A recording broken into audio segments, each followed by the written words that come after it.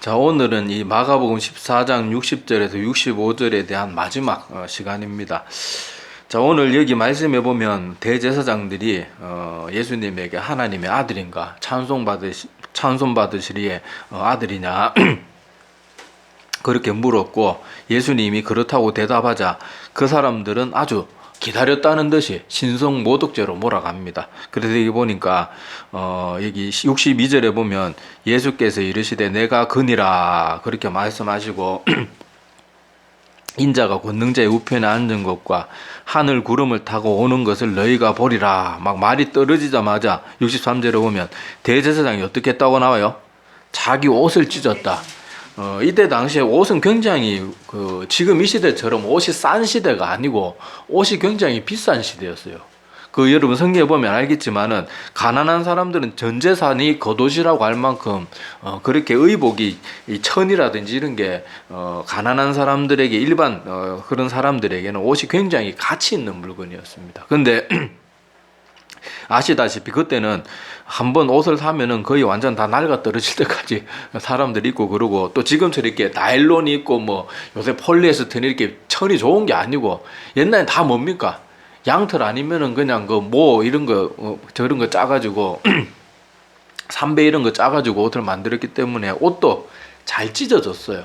근데 그 가치 있고 비싼 옷을 찢는다는 건 뭘 상징하겠어요? 내가 지금 이렇게 이 비싼 옷을 잡아 째도 지금 속이 시원치 않을 만큼 내가 분노했다, 아니면 낭망하고 고통 가운데 있다, 이런 걸 특히 막 겉으로 막 폭발적으로 드러낼 때 막 옷을 막 찢는 거예요, 상징적으로. 그래서 성경에 옷을 찢었다는 표현이 많이 나오는데 사람들이 자기의 극도의 감정을 표현할 때 옷을 비싼, 우리는 지금 옷 찢는 거 새로 사면 되지 이렇게 생각하지, 그때는 그게 아니고 그냥 옷 사는 건 차 한 대 산다고 생각하면 돼요. 근데 그걸 막 찢어버리는 거예요. 자, 그러면서 자기는 지금 굉장히 열받았다 이거예요. 그러면서 뭐라고 말합니까? 우리가 어찌 더 정의를 요구하리요, 그렇게 하면서 64절에 보면 이미 결론은 사실 요걸로 몰고 가려고 했으면서도 그 신성모독하는 말을 너희가 들었도다 이렇게 말하고, 그 다음에는 또 어떻게 사람들을 자극합니까? 자, 너희들은 어떻게 생각하느냐, 그 세치어로 지금 모여있는 군중들을 마음대로 떡주무르듯이 주무르고 있는 게, 분위기를 막 감정을 고족시키고 옷을 막 찢으면서 아무것도 분별력 잘 없는 그런 민중들을, 백성들을 막 몰아가는 거예요. 막 부추기는 거예요. 자, 그러니까 여기 부추김을 당한 사람들이 어떻게 했다고 나옵니까? 자, 그 다음에 어떻게 생각하느냐 말이 떨어지자마자 막 군중들은 흥분했겠죠. 자기들이 막 존경하는 대제사장이 막 옷을 찢고 막 그렇게 하니까 막 흥분하겠죠. 그래가지고 그들이 예수를 사형에 해당한 자로 정죄하고 저놈은 죽여야 된다 이거예요. 막 그렇게 이미 결론 다 내려놓고 그 다음부터는 아주 진짜 막 나갑니다. 자, 이게 보니까 어떤 사람은 그에게 뭐 했다고 나와요? 침을 뱉었다. 여러분, 사람한테 침을 뱉는 행위가 얼마나 그게 악하고 그 상대방을 얼마나 멸시하는 행위입니까? 자, 그 다음에 얼굴을 가리고 주먹으로 쳐요. 그러니까 눈을 가려놓고 막 여기저기 발로 차고 주먹으로 때리고 갖고 노는 거예요, 사람을. 얼마나 치욕적입니까? 그래놓고 하는 말이, 자, 아까 얼굴을 가리니까 보이지가 않잖아요, 예수님이. 그래놓고는 뭐라 그래요? 자, 누가 때렸는가 맞춰봐라. 네가 선지자면 그 정도는 알 거 아니냐? 창조주 하나님 앞에 이러고 앉아 있는 거예요. 이 사람들 왜 이러고 하고 있어요? 그 대제사장의 새치혀에 놀아나는 거예요. 얼마나 무섭습니까? 여기 이렇게 예수님께 이렇게 했던 사람들이 나중에 회개하고 돌아온 사람이 몇이나 될지는 모르겠지만은, 이 사람들이 끝까지 회개하지 않았던 사람들은 자기가 영원토록 이 일을 한 거에 대해서 얼마나 피눈물을 흘리면서 후회하겠냐고요. 근데 이 사람들은 이 대제사장이라는 사람의 그 새치혀에 놀아나니까 이렇게 되는 거예요. 이걸 오늘 잘 봐두시기를 바랍니다. 근데 예수님이 어느 날 갑자기 나타나가지고 나는 하나님의 아들이다 스스로 막 그렇게 자랑을 하고 주장을 하고 다니면 이 사람들의 반응이 이해가 돼요. 그런 말 하잖아요. 충분히 그런 말 하잖아요. 근데 예수님은 어땠어요? 3년이라는 시간 동안 사람들한테 숨어서 한 것도 아니고 항상 사람들이 모인 곳에서 그 많은 사람들을 고쳐주고 잠도 못 자고 어떨 때는 밥도 못 드셔가면서 그 많은 사람들한테 병 고쳐주고 말씀 전하고 여기저기 그 먼 곳을 뭐 말 타고 돌아다니는 것도 아니고 그렇게 제자들하고 온 곳을 돌아다니면서 누구한테 돈 한 푼 요구한 적 없잖아요. 어떤 목사들은 맨날 설교하고 목사한테 뭐 양복에다 바쳐라, 뭐 차 한 대 뽑아줘라, 그래야 복 받는다, 헌금 많이 바쳐라, 맨날 그런 소리 하는 그런 사람하고 완전히 질적으로 틀려. 예수님은 한 번도 백성들에게 내가 너 귀신 쫓아줬으니까, 내가 병 고쳐줬으니까, 죽은 네 아들 살렸으니까 나하고 우리 일행들 먹여 살려라, 예수님이 그런 말 한 적이 있습니까? 그런 뉘앙스라도 보인 적이 있나요? 없잖아요. 그리고 예수님이 일으킨 기적이 3년 동안 사도 요한의 말에 의하면 예수님이 이 땅에서 하신 모든 일을 기록하기에는 바다를 먹물로 삼아도 부족할 지경으로 모든 사람이 보는 앞에서 그 많은 기적을 당했단 말이에요. 그리고 심지어 여러분 요한복음 읽어보시면 아시겠지만은 지금 대제사장들이 이제는 더 이상 가만둬서는 안 되겠다, 예수를 진짜로 죽여야 되겠다 결심하게 된 사건이 뭔가 하면은 나사로를 살린 사건이거든요. 그 사건을 알게 되었을 때 이제는 더 이상은 가만둘 수 없다, 죽여야 되겠다, 그렇게 결론이 났는데, 그렇다면 대제사장들과 그 무리들, 바리새인들, 이 무리들이 예수님이 나사로를 살렸다는 사실을 그들이 알고 있는 거예요, 모르는 거예요? 알고 있는 거예요, 확실히. 아니, 예수님이 나사로 살린 게 다 거짓말이고 지어낸 말이면 뭐 그런 결심을 할 이유가 뭐가 있냐고요. 믿는 사람들이 더 많아지게 되니까 또 보고한 사람들도 있었고, 그러니까 이제 예수님을 죽이기로 한 거거든요. 자, 그런데 예수님이 이렇게 3년의 시간 동안 숨어서 한 것도 아니고 공개적으로 하나도 말씀도 자기를 드러내거나 자기를 높이기 위한 말 한 것도 아니고 항상 사람들의 시선을 어디로 향하게 했습니까? 하늘에 계신 아버지께로. 자기 영광을 구하지 않았어요, 예수님은. 아, 선한 선생님 그러면 누가 선한 선생님이냐? 하나님 한 분 외에는, 예수님은 선한 분인데 그럼에도 불구하고 하나님 한 분 외에는 선한 자가 없느니라. 그런 예수님을 그렇게 3년 동안 봐왔으면은, 내가 하나님의 아들이라 그러면은 당장 여기 보면 막 침 뱉고 따기 때리고 이럴 게 아니고 정말 그럴까 정도는 생각해 봤어야 돼요. 베레아 성도들처럼 뭔가를 들었으면은 확인 작업이라도 거쳤어야 돼요. 근데 예수님은 그냥 3일간 이런 기적을 베풀어도 확인 작업 들어가야 되는데 3년 동안 그 일을 하고 모든 사람들이 다 알고 있었고, 심지어 이 사람들이 불과 며칠 전에는 예수님이 예루살렘 입성할 때 뭐 했던 사람들이에요? 한 나라의 왕이, 개선 장군이 전쟁에서 이기고 돌아오거나 왕이 새로 그렇게 뽑혀가지고 세워져가지고 그렇게 한 도시에 방문했을 때 환영하듯이 종려나무 가지를 흔들고 자기들 겉옷을 벗어 던져가면서 예수님이 깔아가면서, 예수님이 가는 그 길에 깔아가면서 환영했던 사람들이란 말이에요. 그 정도 했으면 예수님이 이 말할 때 생각해 봐야 되잖아요. 죽은 사람도 살렸고 눈먼 사람, 태어나면서부터 장애인이었던 사람들을 살리는 그분이 이렇게 말하면 당장 침 뱉고 따기 때리고 할 게 아니라 생각이라도 해봤어야 돼요. 생각이라도. 근데 이 사람들은 지금 왜 이 일을 하고 있습니까? 대제사장이라는 거짓된 지도자의 부추김에 놀아나니까 이렇게 된 거예요. 제가 이번 주 신년 첫 번째 설교도 한 게 뭡니까? 우리의 의로운 심령을 지키기인데, 의로운 심령을 지키려고 그러면 지금 이 시대 사단 마귀의 전략을 잘 깨달아야 돼요. 지금 사단 마귀는요, 사람들에게 쉴 새 없는 인터넷, 휴대폰, 방송 매체, 이런 모든 것들을 통해 가지고 사람들의 마음을 계속 겉으로 놓고 어지럽게 만들고 뭔가 조급해지게 만들고 더 열심히 가장 많이 신경을 쏟는 것은 분노하게 만들어요. 자꾸 화나게 만들어요. 정치하는 것, 정치권에서도 잘하는 좋은 법안 통과된 일도 분명히 많거든요. 근데 그런 건 뉴스 거의 보도 안 됩니다. 항상 뭐만 보도돼요? 말도 안 되는 거 통과시킨 거, 아니면은 통과돼야 될 법이 통과되지 않고 지들끼리 막 싸우고 지지고 볶고, 막 옛날에 보면은 막 국회에서 막 명패 집어 던지고 막, 항상 사람들이 열받게 하는 소식만 우리 주변에 막 들리게 만드는 거예요. 그래서 사람들은 막 휘저어버리는 거예요. 마음, 영혼을 휘저어버리는 거예요.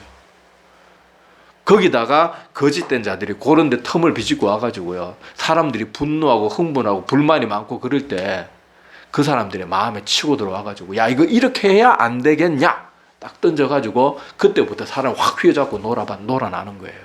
여기서도 보세요. 불과 이 사람들은 얼마 전까지만 해도 예수님이 나귀 타고 어린 나귀를 타고 예루살렘에 입성할 때 그렇게 기뻐하고 즐거워했던 사람들이에요. 왕이 올 때보다 더 기뻐했단 말이에요. 그런데 대제사장이 막 옷 북북 찢고 와, 이 하는 말 봐라. 이게 뭐 지가 하나님의 아들이라 그런다. 너희들 어떻게 생각하니? 가만둬서 되겠냐 막 부추기는 게. 근데 그때 이 사람들이 예수님이 이때까지 했던 행동을 분명히 다 알고 있었거든요. 그러면은 생각을 해봤어야 돼요. 생각을 해봤어요. 근데 이 사람들은 생각하지 않고 지극히 감정에 휩싸여서 휘둘리는 거예요. 그러니까 아까도 말했다시피 이 중에 분명히 그 무리들 중에 회개한 사람도 있을 거예요. 있었으면 좋겠어요. 그런데 대부분은 아마 그 상태로 예수님 죽인 거 속 시원하다 그러면서 한평생을 그렇게 살다가 하나님 앞에 섰을 때는 정말로 자기 일생에 제일 후회하는 게 그 일이었을 거예요. 요한계시록에 보면요, 하나님을 거부했던 사람들이 어떻게 말합니까?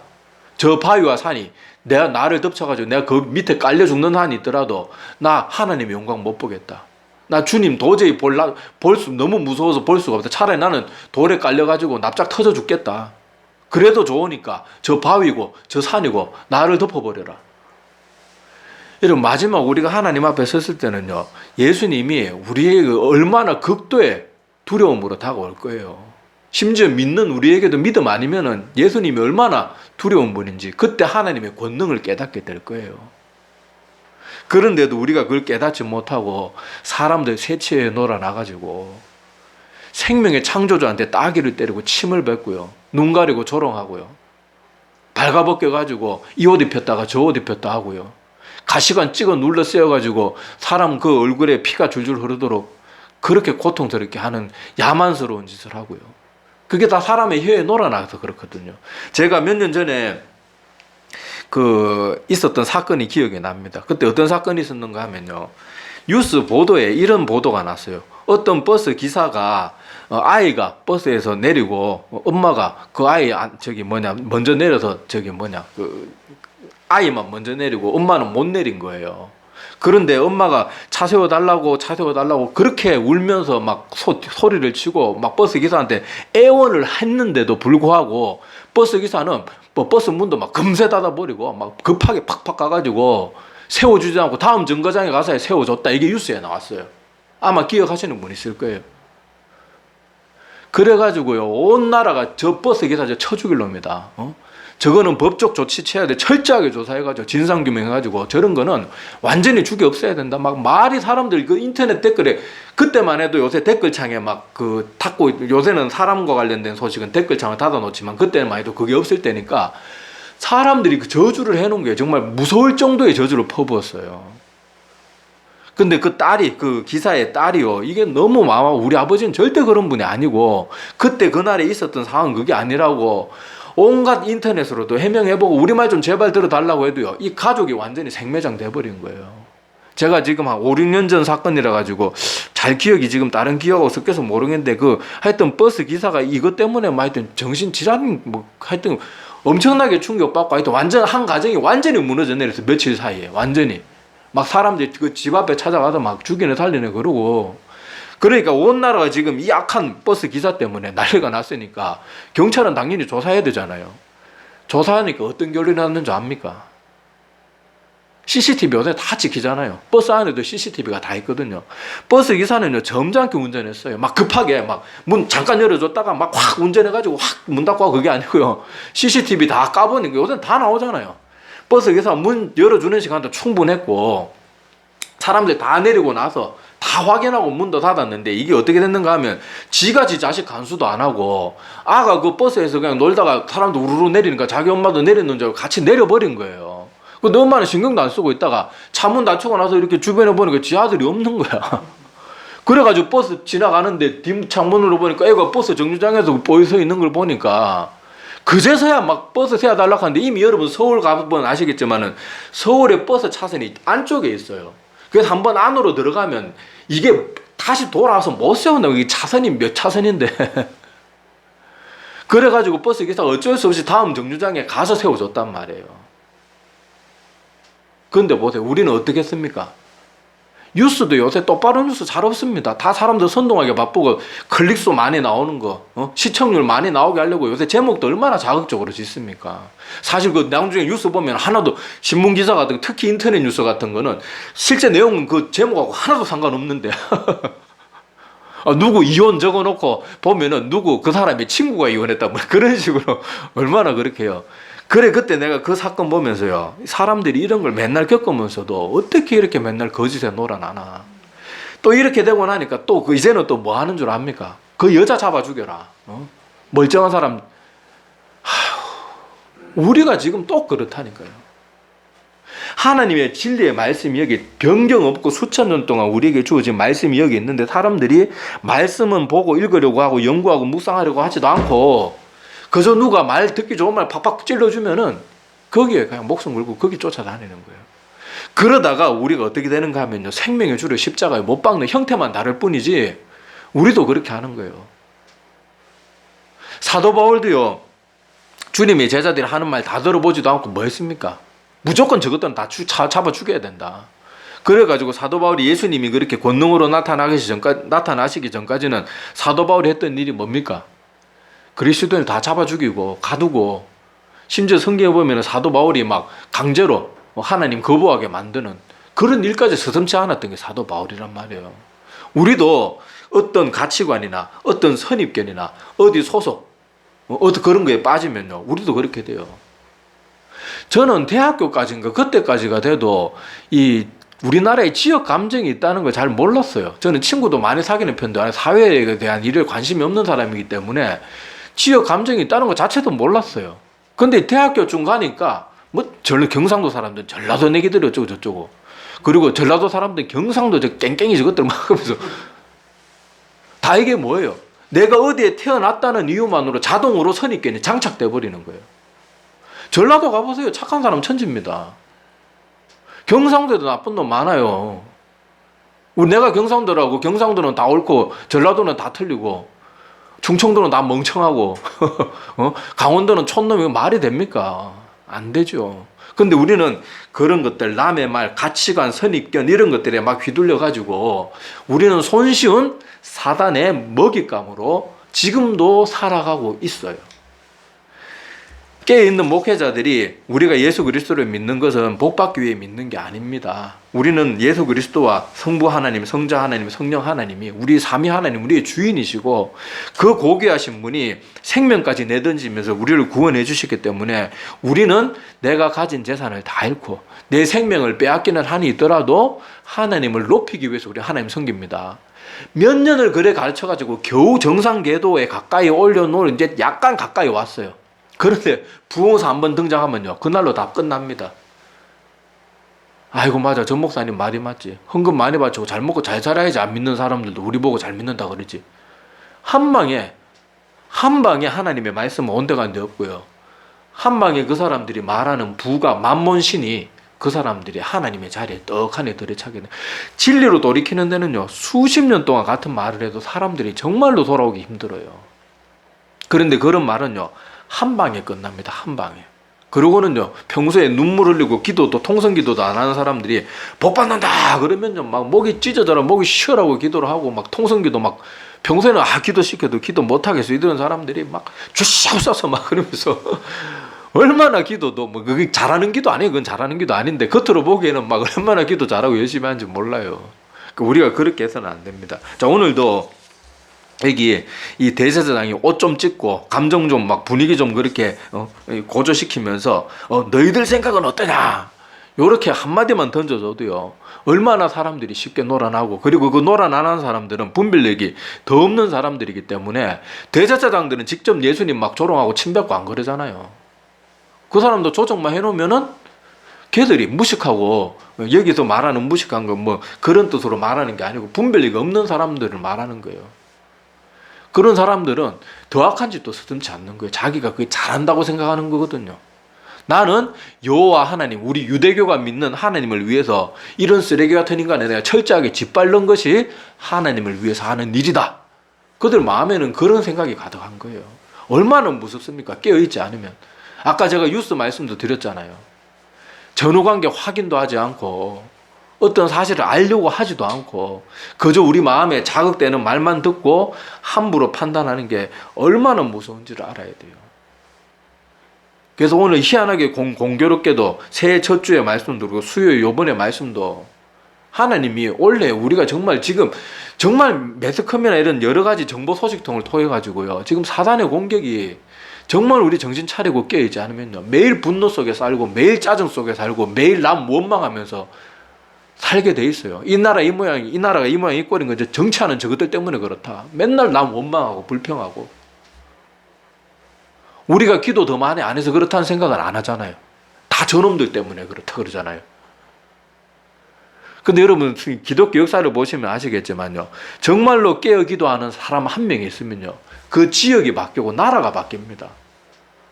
그걸 보면 뭐 실제로 잘못되는 건 뭐 때문에, 그 악한 사람들이 활개치고 다니는 건 뭐 때문에 그렇겠어요? 부끄럽지만 우리가 기도 그렇게 열심히 안 해서 그러는 거예요. 내가 정말로 하나님의 마음을 움직일 만큼 정말 기도 간절하게 한다 그러면요, 나 한 명 때문에 김천이 바뀌고 경상도가 바뀌고 대한민국이 바뀌고 아시아가 바뀌고 세계가 바뀌어야 돼요. 근데 내 탓은 전혀 안 하잖아요. 내가 성경 말씀 열심히 안 보고 내가 예배 자리 소중히 여기지 않고 내가 기도 많이 안 하고 이러는 건 별로 신경 안 쓰고 다 저놈 때문에 그렇고 이놈 때문에 그렇고, 그리고 마음에 계속 뭔가 불평, 원망, 짜증 이런 것만 가득하고 항상 내 잘못은 하나도 없어요. 다 남 탓이에요. 다 남 탓. 이런 것들이요, 사단이 여러 방법을 통해 가지고 우리의 잠시도 쉬지 못하게 하는 이런저런 소식들을 통해 가지고 계속 그걸 계속 꼭꼭꼭 심어놓고 가는 거예요. 잡초는 근데 여러분 뭐 물 안 줘도 뭐 땡빛에도 얼마나 잘 자랍니까? 그런 것처럼 그런 악한 생각들도요, 우리 마음에 얼마나 깊이 뿌리 내리고 얼마나 빨리 자라는지 몰라요. 그러니까 우리가 이것을 꼭 기억을 해야 됩니다. 그리고 이 사람들 얼마 전까지 예수님을 그렇게 한나라의 왕을 그렇게 기뻐하듯이 섬겼던 이 사람들이 예수님을 향해서 이렇게 돌변하는 모습을 보면서 이것도 깨달아야 돼요.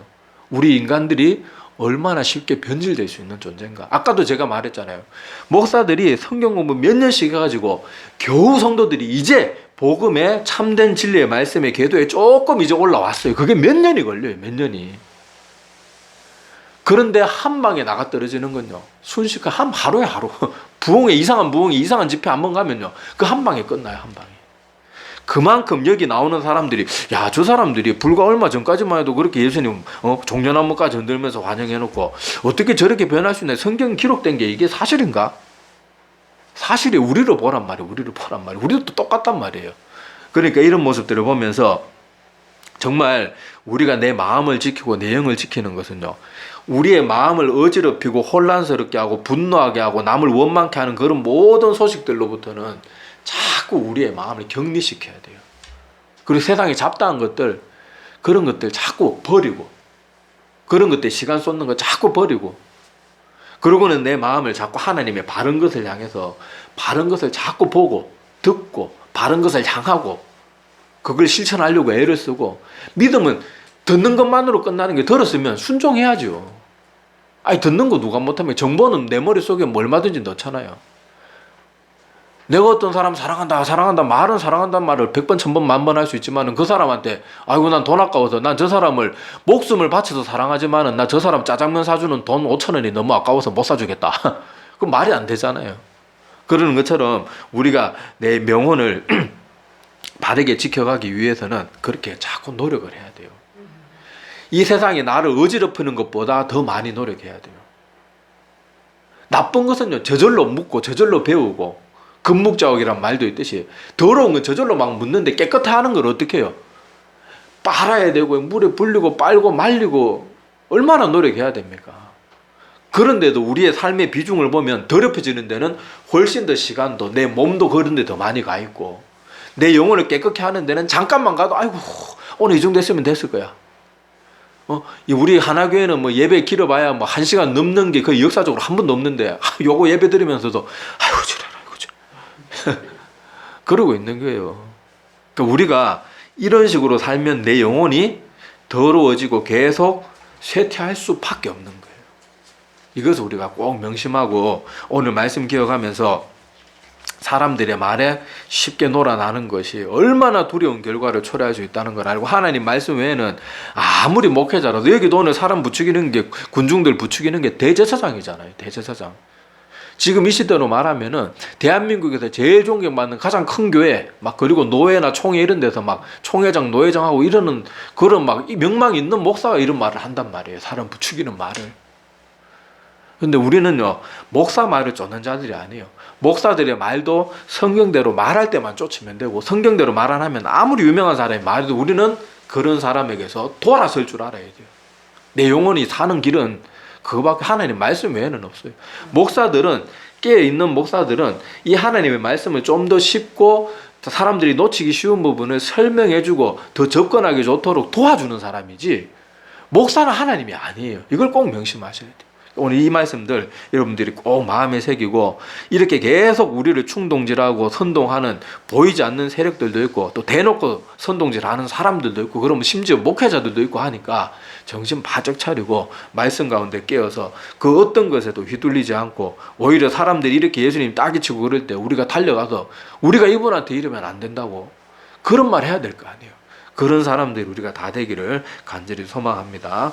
기도드리겠습니다.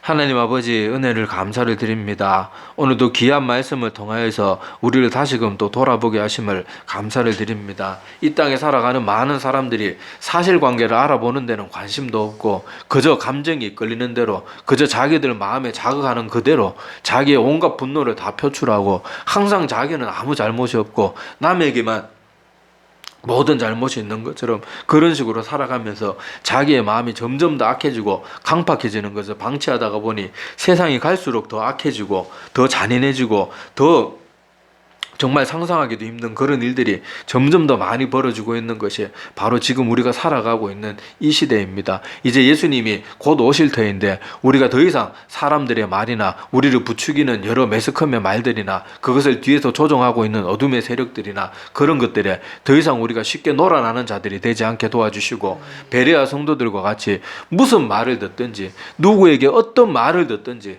성경 말씀을 통해서 하나하나 다 확인해보고 참된 것만을 받아들이는 그런 사람들이 되게 도와주시고, 또 성경에는 베레아 사람들이 그렇게 했기 때문에 다른 그 어떤 지역보다 더 많은 사람들이 믿게 되었고, 부자와 귀족들도 많이 믿게 되었다고 그렇게 성경은 분명하게 기록하고 있습니다. 우리도 이 마지막 시대에 베레아 성도들과 같은 그런 신중함과 분별력 있는 모습과 하나님의 말씀을 오직 유일한 기준으로 삼고 그렇게 열심히 살아가고 분별할 줄 아는 그런 모습을 반드시 갖출 수 있도록 저희들 한 영혼 한 영혼을 지켜주시고 붙들어 주시옵소서.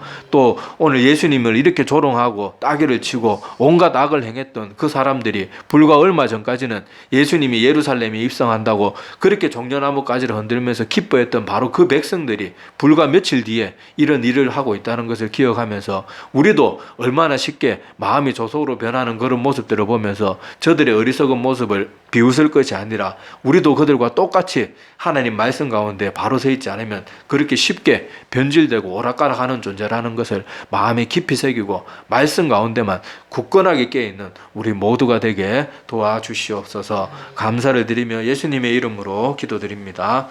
아멘.